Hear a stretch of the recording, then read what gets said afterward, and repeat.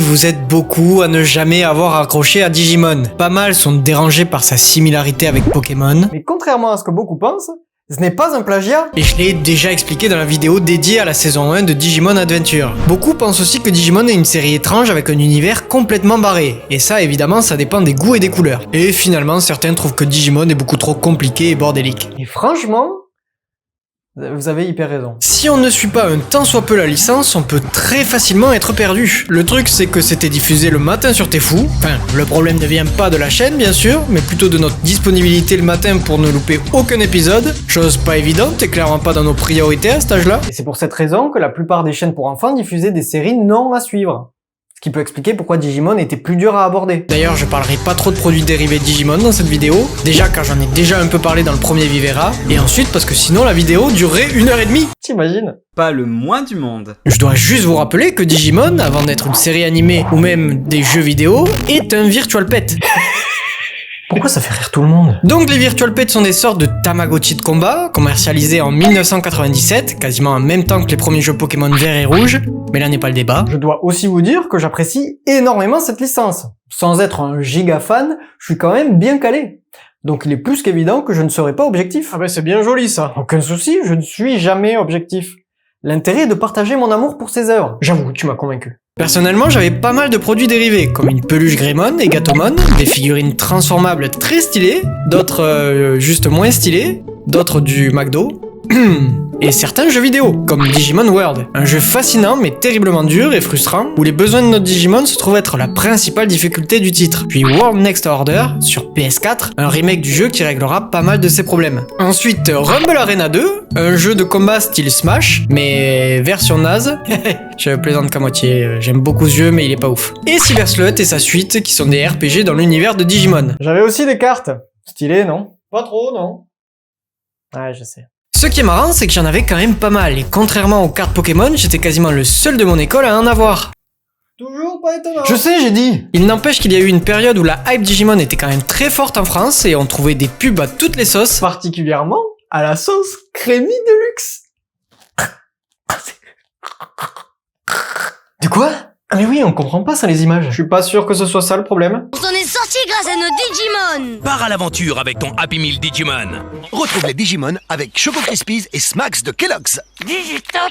Avec le Digivice D3, c'est parti pour le Digi-Combat. Connexion immédiate. Figurines transformables Digimon et Digivice D3 de Bandai, rien ne pourra les arrêter. Donc, le côté série à suivre dérangeait, principalement si on perdait le fil de l'histoire, ou pire si on débutait en cours de route. Mais bien pire que ça, certaines saisons de Digimon sont des séries à part entière, qui rebootent en quelque sorte l'univers. Mais pas toujours. La saison 1 de Digimon, Digimon Adventure, a une suite directe, Digimon Adventure 02. Mais la saison 3, Digimon Tamers, ne fait pas partie du même univers, tout comme la saison 4, Digimon Frontier, et la 5, Digimon Data Squad. Par contre, la saison 6, Digimon Fusion, est divisée en 3 arcs, et le troisième est avec un différent protagoniste, mais ça reste le même univers. Et dans le dernier épisode, les 5 autres univers se rejoignent le temps d'un combat, avec une ambiance Dragon Ball Heroes. Waouh!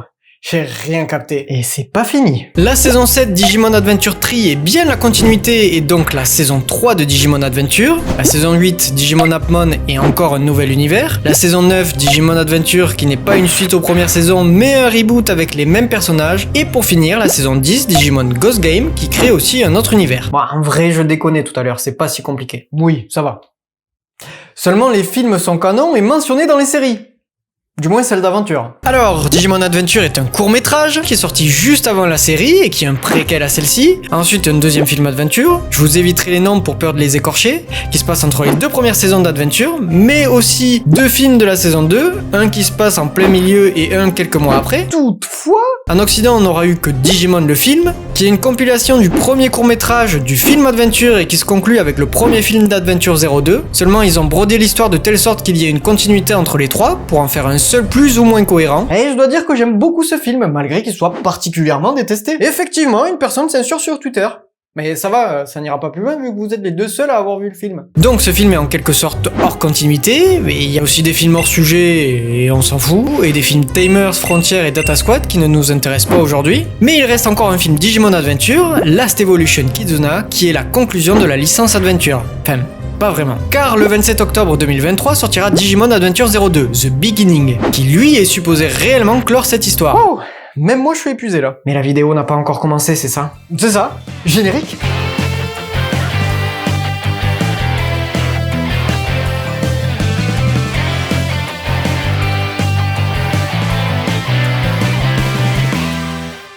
Donc la saison 2 de Digimon Adventure, aussi appelée Digimon Adventure 02, réalisée par Hiroyuki Kakudo et le studio Toei Animation en 2000. Seulement ça arrivera en France qu'en fin 2001. La série débute avec... Hop hop hop. Et oh, tu me hop hop hop pas. Mais il va se calmer le gredin. Gredin? Moi? Oui, toi. Non mais il se prend pour qui lui? Moi je me prends pour qui? Mais ce serait pas plutôt toi, non? Hein? Quoi? En fait tu veux que je te tape? Ben vas-y, ramène-toi. Et Elsine. Du coup, tu souhaitais me dire quelque chose? Pourrais-tu résumer la saison 1 pour qu'on ne soit pas perdu? Je vous fais ça. Non mais c'était Sylvain. Alors effectivement, avant de résumer Digimon Adventure 02, il faudrait que je vous résume très rapidement Digimon Adventure. Donc cet enfant taille, Matt, Izzy, Joe, Sora, Mimi et Tekka, le petit frère de Matt, se retrouvent aspirés dans un vortex étrange qui les envoie dans le Digimonde où ils tombent sur des Digimon qui se révèlent être leurs partenaires et qui vont les aider à se défendre dans ce monde dangereux. Ils vont devoir comprendre la raison de leur venue tout en survivant aux menaces externes. Nice, c'était rapide et concis. J'ai pas tout à fait fini. Ah, ça sent pas bon ça. Donc il se trouve que pas mal de Digimon sont contrôlés par des roues noires créés par Devimon, mais Devimon est vaincu par Angemon, le Digimon de Tekka. Ils affrontent ensuite Etemon qui reviendra plus tard sous la forme de Metal Etemon. Les enfants arrivent finalement à revenir chez eux, à Odaiba, au Japon, en passant par une porte qui lie les deux mondes et se mettent à la recherche du 8ème Digisauveur. Il se trouve que c'est Kari, la petite sœur de taille, et son Digimon n'est autre que Gatomon, un sous-fifre du grand méchant, Myotismon, qu'ils affrontent tous ensemble. Seulement des morceaux du Digimon apparaissent dans le monde entier, ou que à Tokyo, je suis plus très sûr, ce qui annonce le retour des enfants dans le Digimon pour terrasser les 4 mètres de l'ombre qui terrorisent les Digimon. Évidemment, on apprend après ça que notre ennemi encore plus puissant les attend, Apocalypse, un Digimon composé de tous les anciens Digimon affrontés par les enfants. Victoire bien méritée, mais pas sans contrepartie, car les 8 Digisauveurs vont devoir rentrer sans leurs partenaires et amis Digimon. À chaque fois, ça me brise le cœur. J'avoue que... Et c'est 4 ans plus tard que cette nouvelle saison commence. Tai est parti au lycée. Mon frère Matt essaie d'être un chanteur de rock. Sora est une grande joueuse de tennis. Izzy est aussi au lycée.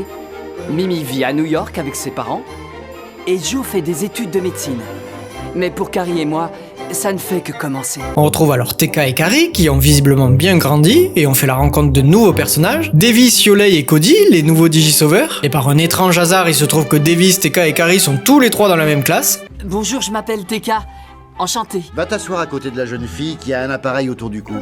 Tu pourrais aller t'asseoir à côté du garçon aux cheveux gras, là-bas, derrière la fille avec le grain de beauté mal placé et juste devant le connard, là. Au même moment, on découvre que Tai, qui a réussi à aller dans le Digimonde par on ne sait quelle magie, se retrouve dans la panade avec Agumon, Tantomon, Biyomon et Patamon qui n'arrivent plus à se digivolver. Jusqu'à là, c'est plutôt normal, car sans les Digisauveurs, leurs Digimon ne peuvent pas digivolver. Ok, mais Gatomon, pourquoi elle est au stade champion? Et non, le sait. Ils reçoivent des D3, des nouveaux Digivice qui ont la faculté de créer un portail vers le Digimonde, même si pour l'instant c'est que sur un ordinateur précis. Bref, seuls Davis, Tekka et Kari rejoignent Tai dans le Digimonde jusqu'à ce que...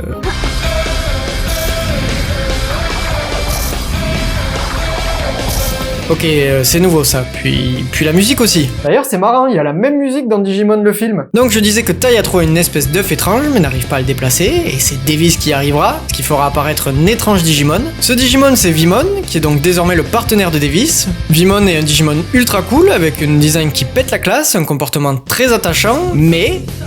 il a une voix de merde. Je suis libre, tu as bougé le Digi-œuf. Je m'appelle Vimon, mais appelle-moi seulement Vimon. Alors ne me faites pas dire ce que j'ai pas dit, c'est pas le fait qu'il zozote qui dérange, mais vraiment la façon un peu étrange qu'il a de parler. Surtout quand on compare avec la version originale. Non, pas du tout, c'est bien toi, et tu es le seul à avoir eu la force de bouger le Digi-œuf du courage. Mais on est d'accord, c'est qu'un détail, puis on s'habitue assez facilement honnêtement. Si les Digimon n'arrivent pas à se digivolver, c'est à cause d'un humain qui s'est installé dans le Digimonde et qui s'est autoproclamé empereur des Digimon. Un tyran qui a installé des tours noirs, qui empêche donc certains Digimon de se digivolver et qui permet de les contrôler à l'aide d'anneaux maléfiques, donc le même fonctionnement que les roues noires finalement. Toutefois, Davis arrive quand même à faire se digivolver Vimon en Flamme Dramon. Et comment ça se fait-il? Eh bien, je vais vous le dire. Et merci de me lancer, putain. Donc il se trouve qu'il y a une digivolution qui fonctionne malgré les tours noirs. L'hyper-digivolution en français. Mais ça perd tout son sens ici. Car le bon terme serait plutôt digivolution cuirassée, qui transforme le Digimon en version cuirassée. Car souvent avec une armure. Seulement là où ça se complexifie, c'est où situer le niveau d'un Digimon cuirassé. Mais on y reviendra plus tard. Donc Flamme Dramon affronte un Monochromon. Le Monochromon! Sa carapace est plus dure que le diamant. Et bordel. Les souvenirs des cartons de présentation Digimon. Le Trimogémon vit sous terre, dans les cavernes du Digimonde. Je suis le plus fort et le plus méchant de tous les Végémon. Je suis Mimi et je suis devenue très connue dans le monde de la mode new-yorkaise. Et je ne suis pas qu'une jolie blonde idiote. Quoi? Bref, après avoir vaincu le Digimon, les 4 jeunes rentrent dans leur monde grâce à une télévision qui fait le lien entre le Digimonde et l'ordinateur du collège. Je dis collège, mais je crois que c'est au collège. Le truc, c'est qu'il y a toujours Izzy. Seulement, il devrait être au lycée. Qu'est-ce qu'il fout là? Bah, je sais pas. Je demandais pas forcément à toi, hein. Le lendemain, ils partent dans le Digimonde accompagnés de Izzy, Sora, Yolei et Cody, les deux nouveaux, où ils découvrent eux aussi leur Digimon en récupérant leur œuf, ou plutôt leur Digi-œuf. Pour faire des digi-omelettes? Plein de digi-protéines? T'as pas de digi-humour, quoi? Ils affrontent l'empereur des Digimon et Hawkmon et Armadiomon se sont digivolvés en forme cuirassée pour sauver Davis et repartent dans leur monde. Le lendemain, ils viennent sauver des Gotsumon qui étaient capturés par le même emmerdeur et personne ne remarque qu'il y a une étrange tour. Et justement, ces tours, ils vont devoir les exploser, mais d'abord, ils récupèrent Matt qui est donc chanteur. Pur moment de plaisir. Puis ils retrouvent Gabumon qui leur explique que Vous voyez ça, là? C'est le signe du malheur pour les Digimon. L'empereur s'en sert comme tour de contrôle. Et pendant un combat contre un raid Vegiemon, ils détruisent la tour noire et se rendent compte que c'est elle qui les empêche de se digivolver au stade champion. Je suis désolé de casser les couilles, mais j'avoue que les stades de champion et de cuirassé, c'est pas hyper clair. Tu peux nous faire un récap? Pardon, c'est vrai que là, ça doit être fou pour vous. Seulement, je vais pas le faire tout de suite. Et tu te rappelles de rien, toi? Ah bah super. Et non, c'était pas moi, c'était Sylvain, je te rappelle. Ah oui, c'est vrai. Eh oui. Donc Yolei en conclut que L'empereur l'a installé pour alimenter les anneaux maléfiques. Ça lui permettait de contrôler tous les Digimon se trouvant dans la zone couverte par la tour noire. Et à partir de là, les Digisauveurs vont se mettre à détruire des tours noirs. Seulement, ils vont faire ça durant plusieurs épisodes, ce qui devient un peu lassant, vu qu'un certain schéma va se répéter, où ils vont chercher des tours noirs avec un ancien Digisauveur et repartir dans leur monde. Et là, comparé à la saison 1 où il y avait aussi des premiers épisodes répétitifs, on ressentait une certaine pression du fait qu'ils étaient coincés dans le Digimonde et qu'ils cherchaient comment en sortir. Là, l'enjeu est amoindri, mais heureusement, quelques péripéties vont faire avancer l'histoire, comme la découverte de l'identité de l'empereur, qui n'est autre que Ken, un génie très fort au foot. D'ailleurs, en parlant de foot, visiblement, il joue à Toulouse. Bon, on a aussi droit à l'arrivée la plus rapide de la planète.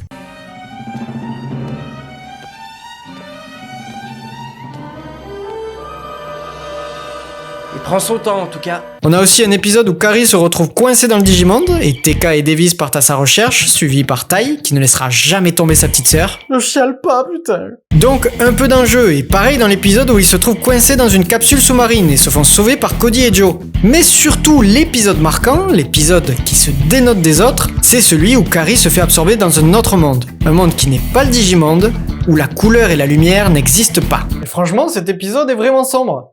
Et je parle pas de la luminosité, t'as capté? Non, je parle d'une ambiance malsaine, qui met un peu mal à l'aise, avec des Digimon qui essayent d'emporter Kari et elle qui les aide malgré tout. Heureusement, TK fait tout ce qu'il peut pour la rejoindre, encouragé par Gatomon. Carré!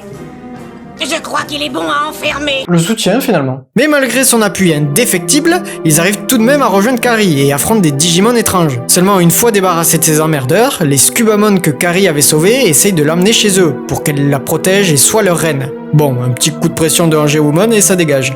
Mais il les menace tout de même d'un grand danger. Prends garde à toi. Notre maître a dû remarquer tes grands pouvoirs lui aussi. Et dans ce cas, il s'en prendra un jour à toi. Bah, ça va, en vrai, je m'attendais à plus glauque que ça. Oui, bon, j'ai peut-être abusé. Bon, après, il y avait quand même Cthulhu à la fin de l'épisode. Quoi?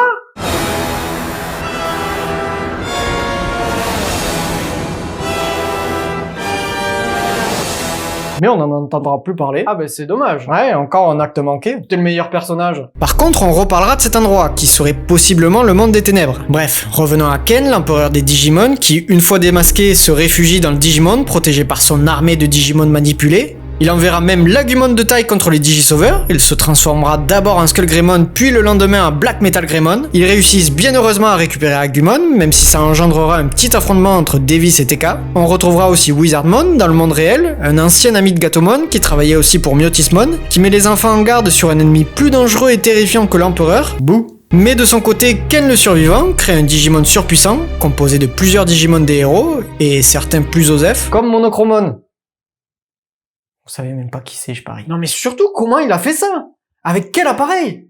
Puis les Digimon sont morts du coup. Très très bonne question. Je peux juste dire que les Digimon des Digisauveurs sont bien vivants. Pas vraiment d'explication sur les greffes, ni sur le reste d'ailleurs. Mais je veux surtout préciser que de lui, il a pensé que la meilleure partie à garder, c'était ses cheveux. Et c'est un génie le mec. Seulement, Kiméramon est beaucoup trop puissant pour nos héros. À plusieurs reprises, ils vont se faire écraser par le titan, jusqu'à ce que Wormmon, bien trop inquiet par Ken, décide de les aider en espérant qu'à la fin, il sauve son maître. Et c'est avec son soutien que Davis et Vimon vont trouver un Digiœuf doré qui va transformer ce dernier. Hyper Digivolution! Vimon, hyper digivolvatoire.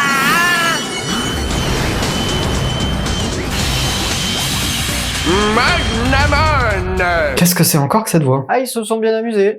Sachant que l'épisode d'après, il a même pas la même voix. L'équilibre des forces vient de changer. Je suis Magnamon et ma cuirasse est en or. Et c'est l'occasion de faire un petit aparté sur Digimon le film. Donc, comme je vous ai déjà expliqué, ce film est en réalité une compilation réarrangée de 3 films / courts-métrages. Et dans le troisième en question, on retrouve le Digiœuf doré pour une super méga digivolution. Super méga Digivolution! Super méga digivolution. Vimon, super méga digivolvatoire. Vimon, super méga digivolvatoire.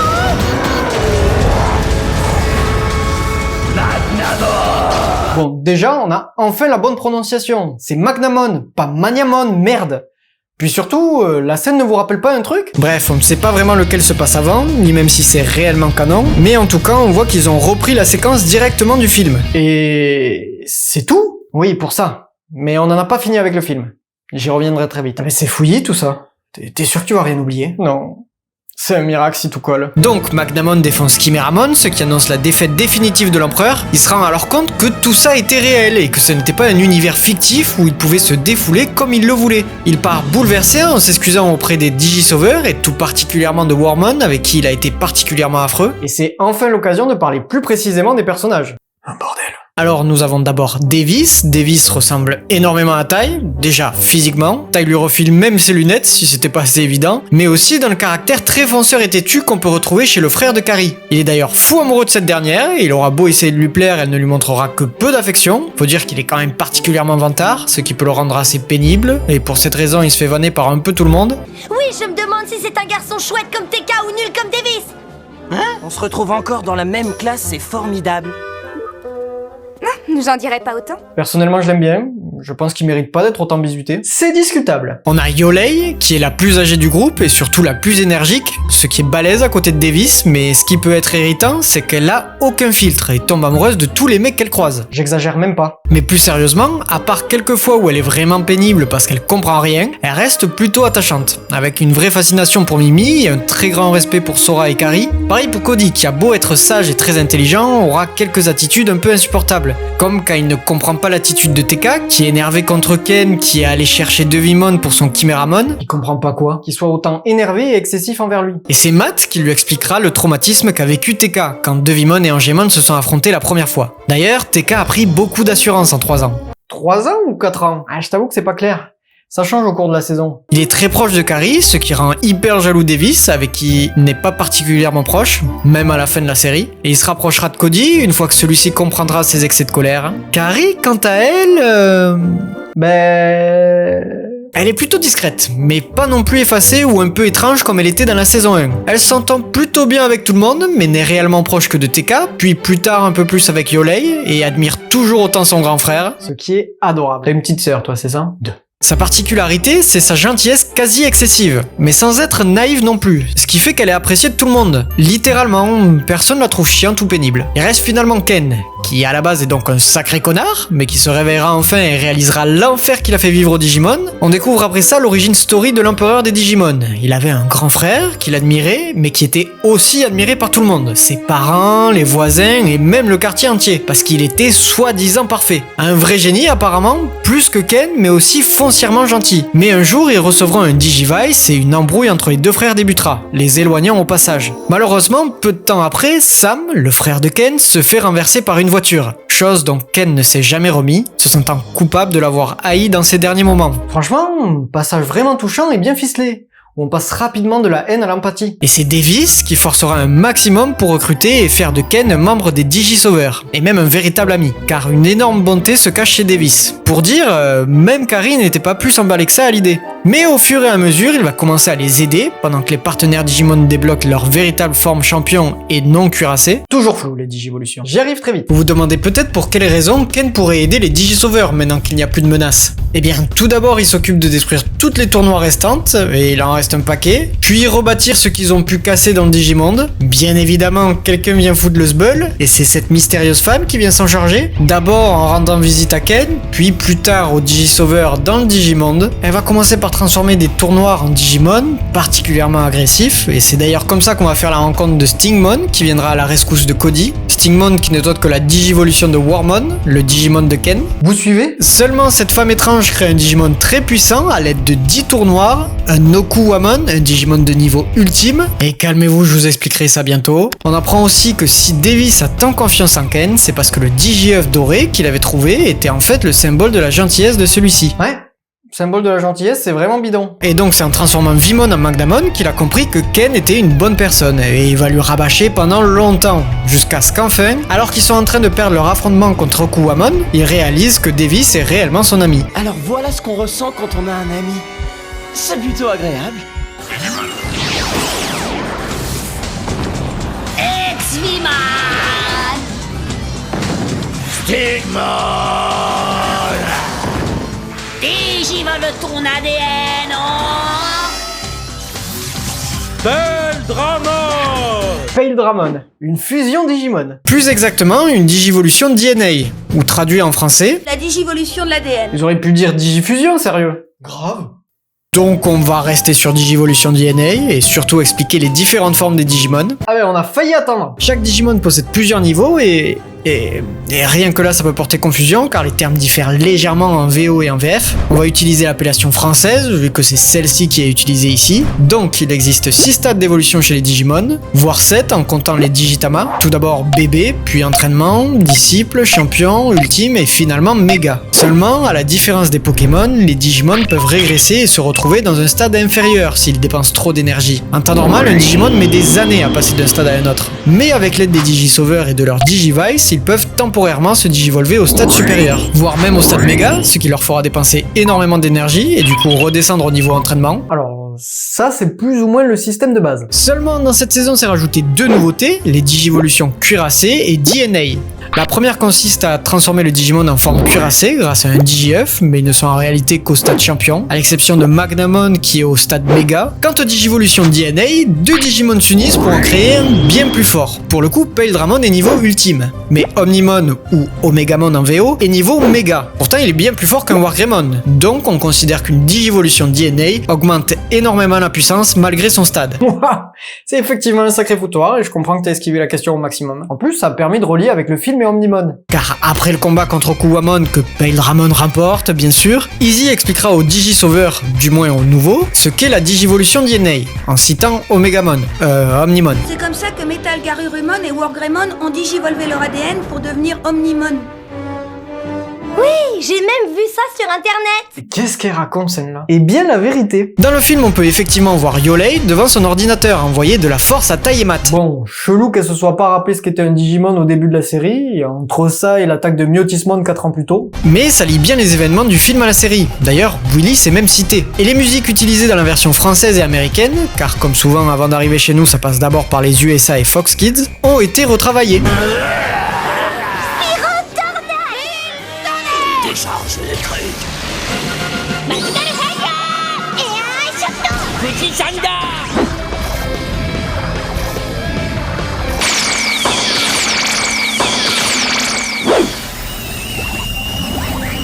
Oh man, hyper digivolve-toi en...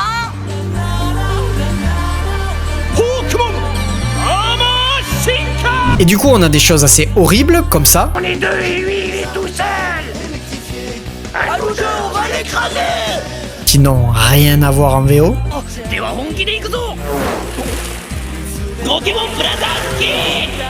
Et étrangement, et ça je ne l'explique pas, il y a même des erreurs de mixage son sur certaines digivolutions où le son est mal calé.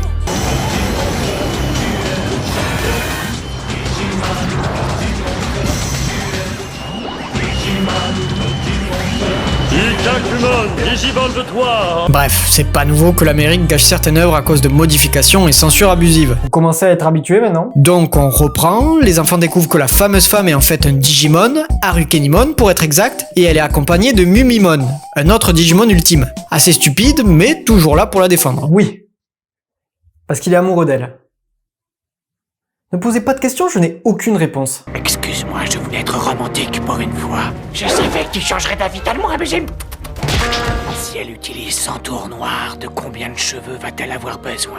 Voyons voir, ça fait 6, je retiens 4 moins 2, au total ça ferait 100 cheveux. Si tu dois utiliser 100 cheveux, tu pourrais trouver du travail dans un cirque, comme femme chauve. Ouais. Très con. Ces deux zigotos vont emmerder les enfants élus pendant très longtemps. Puisque je reçois des invités, je vais mettre un peu d'ordre dans la maison, c'est la moindre des choses.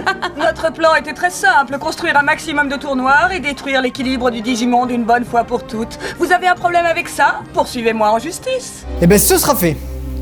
Oui, mon avocat? Le plus gros truc qu'elle va faire, c'est créer avec l'aide de 100 tours noirs Black Wargreymon, la version virus de Wargreymon. Ouais, ça sonne pas terrible dit comme ça. Black Wargreymon est un Digimon de stade méga et écrase les héros malgré les digivolutions DNA Shakumon et Sylphimon. Bref, à eux trois, ils n'arrivent pas à le battre, et c'est Agumon, trop mims, qui essaiera de le faire passer du bon côté. Pourquoi est-ce que tu as un cœur? Mais j'en sais rien, moi, pourquoi? Je le sais, c'est tout. Les humains ont un cœur et les Digimon aussi. Perdu, il va chercher à affronter un Digimon de son niveau, et c'est en détruisant une pierre du destin, des pierres qui protègent le Digimonde, qu'un Digimon géant va apparaître puis disparaître aussitôt. Ce Digimon est Azulongmon, un gardien du Digimonde. Je vais passer les détails car c'est long. L'équilibre du Digimon est maintenant bouleversé, et on découvre qu'en réalité, derrière Harukenimon et Mumimon se cachait Oikawa, un humain anciennement ami avec le père décédé de Cody. Passage très touchant d'ailleurs. Oikawa ouvre un portail entre le Digimon et le monde réel et y envoie plein de Digimon. Skip un peu ce passage aussi, non? Oui, fais vite. Oikawa capture des enfants et y injecte des spores. Spores qui les rendent mauvais, mais aussi particulièrement intelligents. Spores qui avaient été injectés dans Ken, expliquant pourquoi il était aussi mauvais au début. Sauf qu'en réalité, Oikawa est manipulé par l'esprit de Myotismon, qui a survécu au combat contre les enfants élus et reprenait des forces dans le corps d'Oikawa. Black Wargreymon et Wargreymon s'affrontent. Seulement Myotismon blesse mortellement Black Wargreymon qui avait rejoint le camp des gentils, mais celui-ci se sacrifie en bloquant la porte vers le Digimon pour pas que Myotismon devienne plus fort. Ils atterrissent alors dans un monde étrange où ils se digivolvent en Malo Myotismon. Ah ouais. Ils aimaient bien les retournements de situation et les synopsis compliqués. Ouais. Et franchement, moi aussi. Bon, évidemment, j'aimais plein de trucs, comme l'attaque des Digimon des ténèbres avec un marine de Vimon géant, guidé par Daimon, un Digimon de niveau méga, avec une voix terrifiante. Tu as quelque chose dont j'ai besoin. Il y a une spore noire quelque part dans ton corps. Non. On a aussi la rencontre de Genai, qui ressemblait à ça dans la saison 1, et qui désormais ressemble à ça. On voit aussi le Père Noël. Oui, le vrai. Mais non, en fait c'est Genai. Mais non, c'est un pote à Genai qui lui ressemble. À vrai dire, il y a tout un bataillon de Genai. On aura aussi un Noël entre Digisauveurs. D'ailleurs, les anciens auront pu passer cette fête avec leurs partenaires Digimon. Et ça c'est beau, putain. Ken présente même Warmon à ses parents. Papa, maman, voilà Warmon, mon meilleur ami. Oh putain, une chenille géante. Donc on revient sur Malo Myotismon, où tout le monde se retrouve terrorisé, et seuls Davis et Exvimon sont d'attaque pour l'affronter, ce qui a l'air de suffire jusqu'à ce qu'il balance des illusions à tout le monde. Deka se retrouve avec sa famille entièrement réunie, Kari un monde où les Digimon et les humains vivent en harmonie, Yolei, sans ses frères et sœurs, histoire d'être tranquille. Cody retrouve son père décédé, OMG, et Ken se voit en empereur qui se fait attaquer par les Digimon qu'il torturait. Puis il le tue, et son frère apparaît pour en rajouter une couche. Vous noterez bien qu'ils ont tous des illusions joyeuses. Alors pourquoi autant de gratuité envers Ken, merde? Parce qu'on rappelle qu'il était sous les effets d'une spore noire de Myotismon. Donc là, c'est de l'acharnement. Et Davis, au fait. Davis lui vient sortir T4 de son illusion, puis Exvimon sauve Yolei, puis Flamdramon Cody, passage ignoble d'ailleurs où son père s'envole devant lui. Attends, papa, t'en vas pas! Cody, ce n'est qu'une illusion.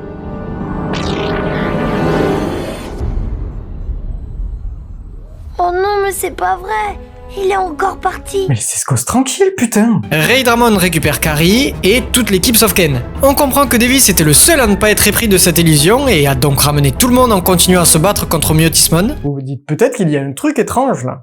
quoi il y a Ex-Vimon, Flamme-Dramon et Ray-Dramon en même temps? Eh bien, Davis explique qu'il a souhaité que Ex-Vimon devienne plus fort pour affronter le Digimon vampire et que cette chose s'est produite. Donc tous les autres enfants se mettent à souhaiter la même chose et toutes les formes champions, y compris cuirassés, apparaissent. Bon, je dis rien depuis le début, mais c'est un truc qui m'a toujours fait bugger, mais... Gatomon est un putain de Digimon champion. On l'oublie car elle est toute petite, mais n'empêche, elle est au stade champion. Si les Digimon des Digisauveurs ne pouvaient pas rester à ce stade près d'une tour noire, pourquoi Gatomon, oui? Peut-être parce qu'elle est arrivée à ce niveau par elle-même et non pas grâce à l'énergie de Kari. Bah oui, j'ai vu toute la série. Pourquoi tu me faisais chier pour les explications alors? Pour que ce soit clair pour les viewers. Oh, c'est beau.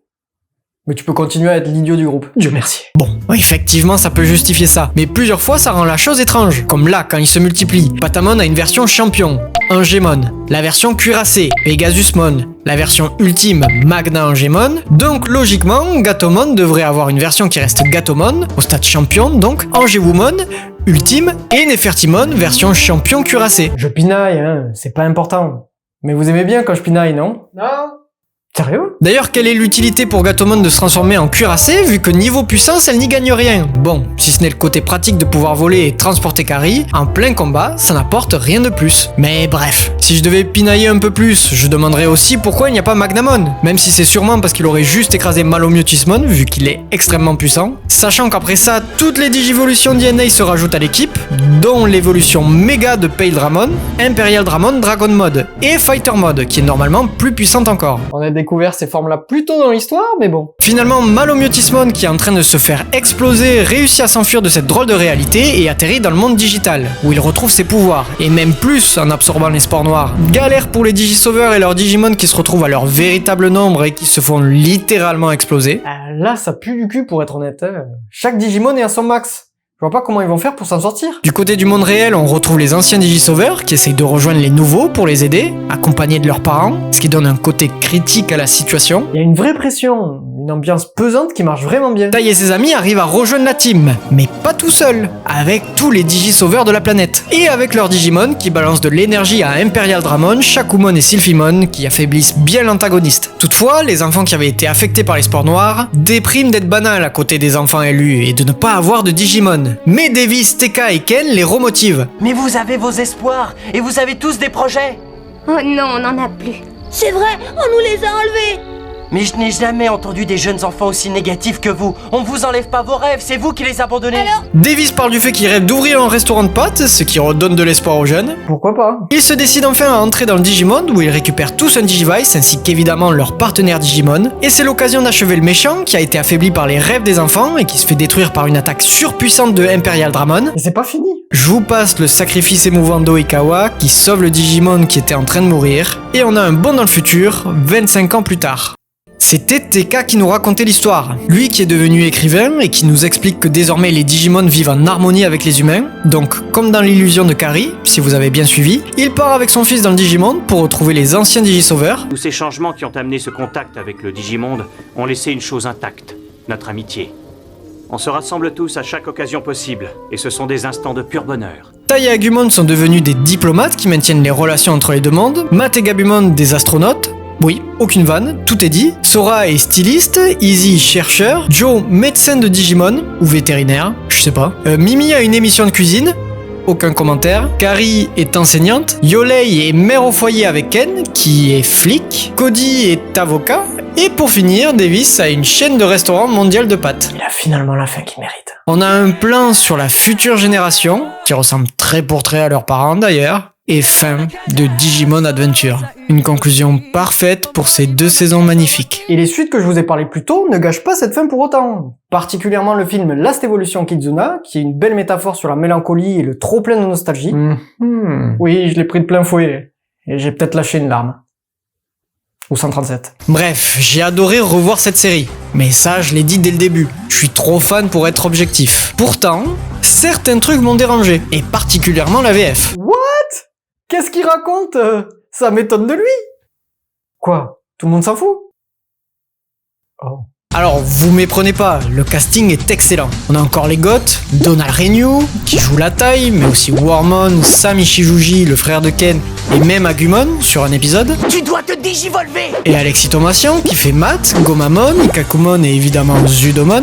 Papa est resté longtemps sur le plateau de télévision et j'ai beaucoup répété avec mon groupe. Là, il fait même Gabumon, alors que c'est pas lui d'habitude. J'ai découvert qu'il y avait une pierre du destin juste derrière ces montagnes. Mais aussi Dorothée Pousseo, qui fait Yolei et Cody, ainsi que la mère de Ken. Qu'est-ce que c'est le Digimonde, un parc d'attractions? Donc on a régulièrement les mêmes comédiens sur plusieurs personnages différents, ce qui nique un peu l'immersion à certains moments quand c'est trop visible. Heureusement, c'est des cracks comme Fabrice Trojani, la voix de Davis, Thierry Bourdon, la voix de TK, Marie-Eugénie Maréchal, celle de Carrie, et Frank Torchman, la voix de Ken. En fait, le problème vient plutôt des dialogues, qui ont pris d'énormes libertés. Sûrement déjà avec le passage de Fox Kids, mais encore plus avec cette VF qui s'est peut-être un peu trop amusée.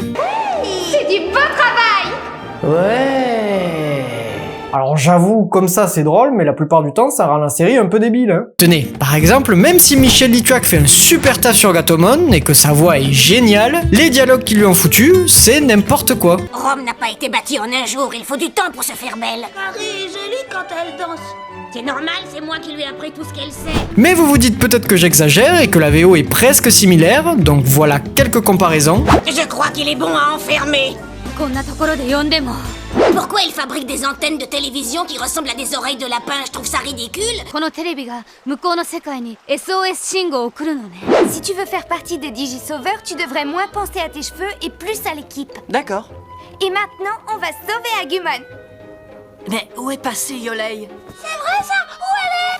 Elle nettoie ses lunettes. Vu leur énorme taille, ça risque de prendre des heures. Les vrais héros ne portent jamais de lunettes.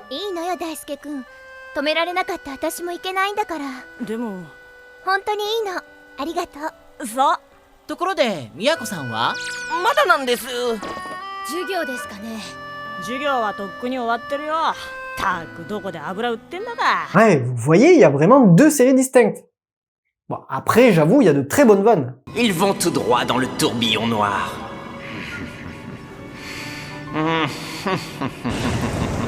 Ce n'est pas si drôle finalement. Le symbole devrait suffire, il chasse les mauvais esprits. Je savais que ça réussirait. Attention, grand-père. J'ai complètement oublié d'embrasser Carrie sous le gui. Toujours aussi têtu, hein? Davis, crois-moi, tu comprendras jamais les femmes. Oh, tu sais, les femmes. C'est tellement vrai, c'est tellement ça. Donc il y a du bon et du mauvais dans cette adaptation française, qui ne prend pas l'histoire au sérieux et passe son temps à faire des blagues, mais en même temps rend l'œuvre si particulière, car l'univers compliqué y est quand même, mais c'est juste que les persos sont soit débiles, soit ne prennent pas ça au sérieux. Et comme je vous l'ai dit plusieurs fois, pour moi ça reste un énorme kiff. Retrouver cet univers que j'affectionne tellement. Avec ces créatures au design particulier et en même temps très cool, les OST qui sont globalement géniales, même si on perd le générique Butterfly.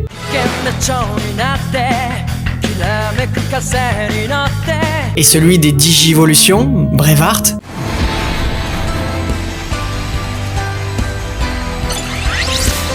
Heureusement, on a encore les accroches de fin d'épisode que j'adorais. Malo Myotismon pourra-t-il plonger les deux mondes dans les ténèbres? Ne ratez pas le prochain épisode des Digimon, les monstres digitaux! Les monstres digitaux! Bref, je suis quasi persuadé que cette série est irregardable pour pas mal de gens qui n'ont pas accroché, ou qui n'ont pas connu à l'époque. Et franchement, je comprends. Moi, je suis content de pouvoir encore kiffer chaque passage aujourd'hui. D'ailleurs, cette série gagne encore plus à être enchaînée avec la saison 1, tellement les références et la continuité sont importantes. Une belle série sur l'amitié, où on peut y voir plusieurs messages sur les relations avec les animaux, ou encore la protection de l'environnement. Série qui n'a pas peur de parler de sujets sérieux, comme la mort d'un proche ou la dépression, ce qui est assez rare dans les séries qui ont un jeune public. Et surtout qui réussit à me faire pleurer à chaque fin de visionnage, un peu comme si à chaque fois, il était temps de laisser mon enfance derrière moi, pour la retrouver au visionnage suivant. Bon ben, c'était une bonne conclusion pour finir la saison. Mais oui, une parfaite façon de conclure avec un dessin animé que t'aimes tant. Ouais. Faut encore que je fasse un truc. Mais je vais pas ranger tout seul.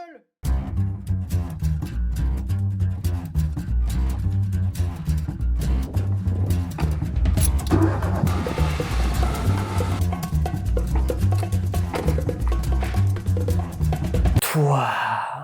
T'aurais pu toquer, non? Tu sais pourquoi je suis là? Non. Dis Ah oui. Et franchement, j'ai vu ta vidéo, c'est une belle aide d'amour. Oh. Merci. Moi, par contre, c'est toujours un peu de Pokémon, hein.